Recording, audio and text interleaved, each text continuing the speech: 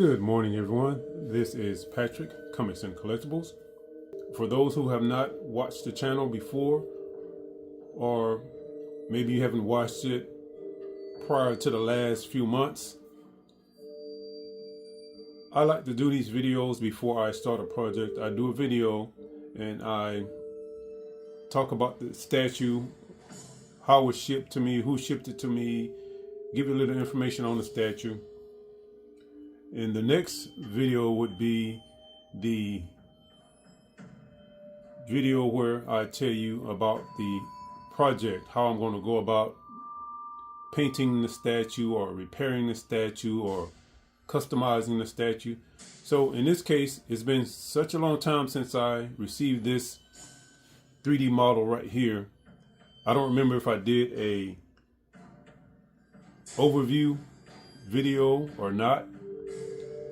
I don't remember if I did a video where I talk about the project or not. So I'm going to combine both of those into one video here.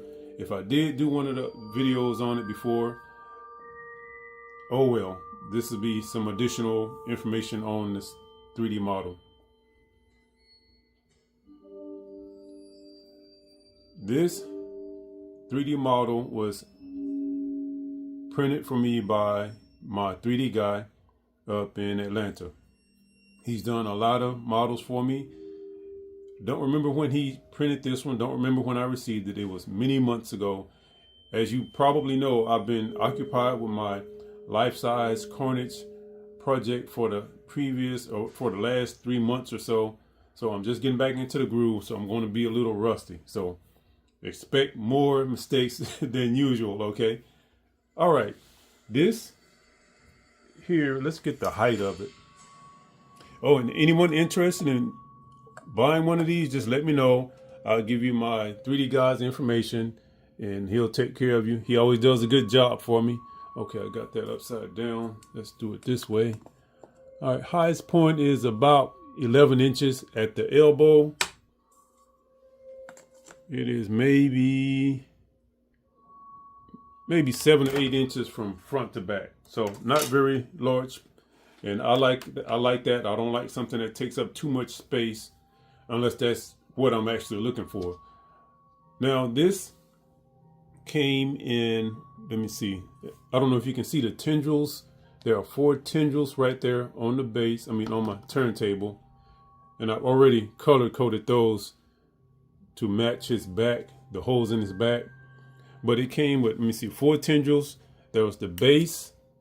Let me see. I have this temporarily glued together so the parts don't get scattered everywhere and get lost.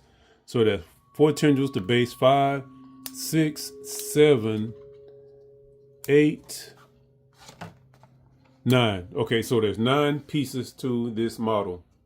And here we go with the holes in the back for the tendrils. As you can see, they are color coded. Now, what I have in mind for this is to, hold on, before I do that part, let's talk about the base. I want to show you the base. That way I can get that out the way, have it over and done, and then I don't have to go and mess with it again. Hold on, I'll be right back. All right, folks, I am back. I was trying to think of what I called these videos a while ago, and it just wasn't coming to me, so I had to go find out. Pre-planning and prep. Normally, just to go over what I stated at the beginning of the video, normally I do an overview video, and then I will do a pre-planning and prep video, and that is what we are in the middle of right now. So this is the pre-planning stage. And then I'll go back into the overview portion. So what I've done, don't know if you can see that, I coated the inside with hot glue, and I have put 1 layer of plaster of Paris in here. I haven't used plaster of Paris in a long time. I was going to just give up on it and not use it again. But again, I am trying to save money. This is a do-it-yourself, low expense, low overhead channel. So I try to do things on a very small budget because my finances are limited. So I used plaster of Paris. The plan is to put in some of the supports,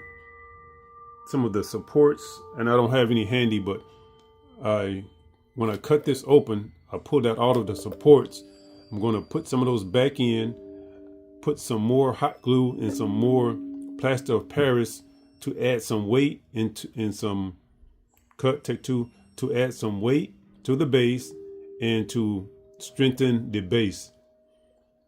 So that's what it looks like inside right now.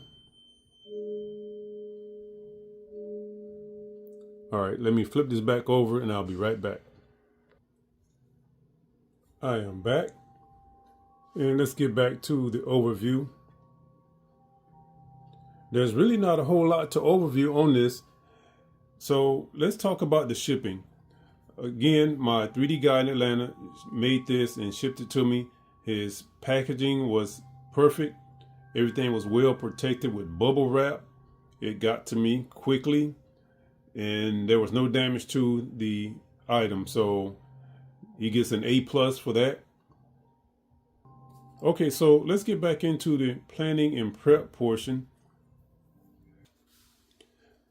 All right, folks, the plan is to put a steel rod in this ankle, also put a rod in this ankle to give it some more support, because once I put the baking soda or whatever I plan to put in here to give it some weight, that may weigh it down and put a lot of stress on the ankle. So I want to avoid any problems here from cracking or sagging or bending. So I'm going to put the steel rods in here. Okay, I think that's about it. I shouldn't need any in the arms. You know what? I might put some rods here because that's kind of skinny right there. That's thin. I might put a rod here. Also might put one there just to be safe. The plan for this one is to fill it with hot glue or maybe baking soda. I'm probably going to go with the baking soda. I'll probably coat the inside of the figure with the hot glue like I did with the base, and then fill it with baking soda. Now, the reason I use the hot glue on the inside, folks, that's to add some support. I guess that's the right word.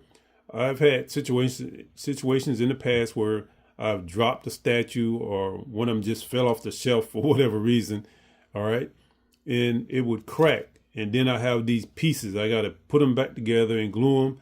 So the glue on the inside is just to hold things together in case it cracks or in case it falls and gets cracked. At least the parts will hopefully stay together and they won't shatter and go everywhere. So that's the purpose of the hot glue on the inside. Let me see what else.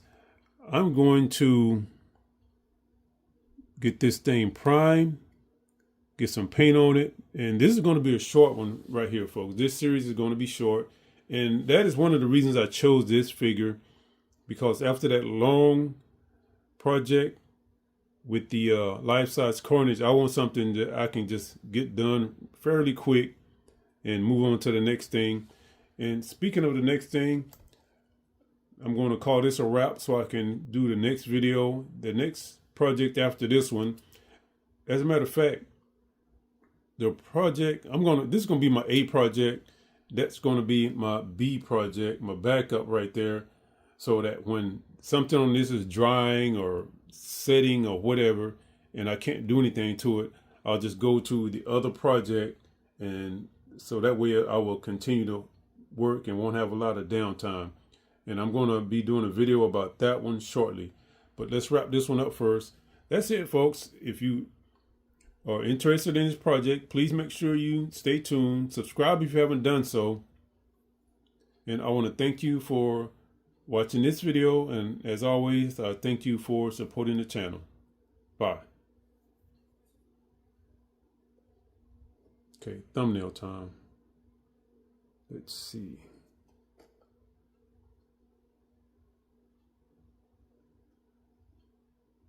That might be a good one right there.